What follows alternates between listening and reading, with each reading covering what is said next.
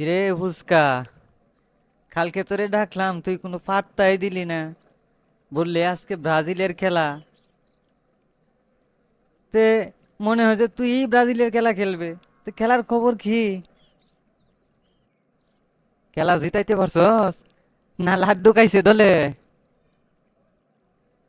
আরে ফকির ভাই, এই খেলায় তো ব্রাজিল নিশ্চিত জিততে যেত, কিন্তু এই খেলায় ভিনিসিয়ানকে তো নামতে দেয় নাই।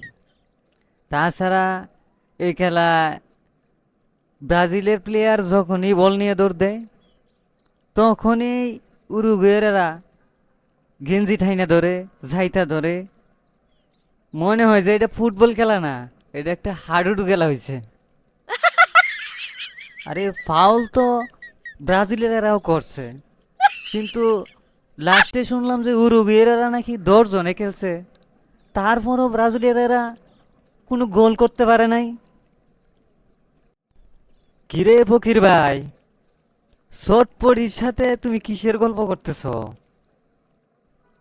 আরে গল্প করি না, চটপটি কালকে ব্রাজিলকে জিতাইবার গেছিল। জিজ্ঞাসা করতেছি, ব্রাজিলকে জিতাইতে পারছে নাকি লাড্ডু খাওয়াই আনছে? চটপটিকে বলো ব্রাজিলকে আর জিতানো লাগবে না, একটা 7 আপ খায়া বাসায় গিয়ে যেন ঘুমায়।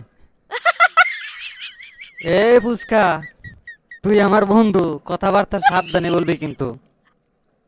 আর্জেন্টিনা তো হাতে গোল দিয়ে বিশ্বকাপ নিছে, তোদের দল তো বুয়া বুয়া গোল দিয়ে বিশ্বকাপ জিতছে। আর ব্রাজিল কিন্তু 5বার বিশ্বকাপ নিছে, কথাবার্তা বললে কিন্তু সাবধানে বলবে। এ চটপটি, আগের দিন যে বাগে খাইছে তুই কি তাইলে শুনস নাই? সামনে দেখ কেডা কয়বার বিশ্বকাপ নে। এ ফুচকা, এখন তো চলে যা তো, এখন এমনি মাথা মুথা নষ্ট, পরে আসিস যা, এখন চলে যা। আচ্ছা, ওই চটপটি বন্ধু, তাইলে আমি চলে গেলাম। তুই একটা 7 আপ খায়া বাসায় গিয়ে ঘুমা, তাইলে মাথা ঠিক হয়ে যাবে, ঠিক আছে? তাহলে পরে দেখা করবো মনে।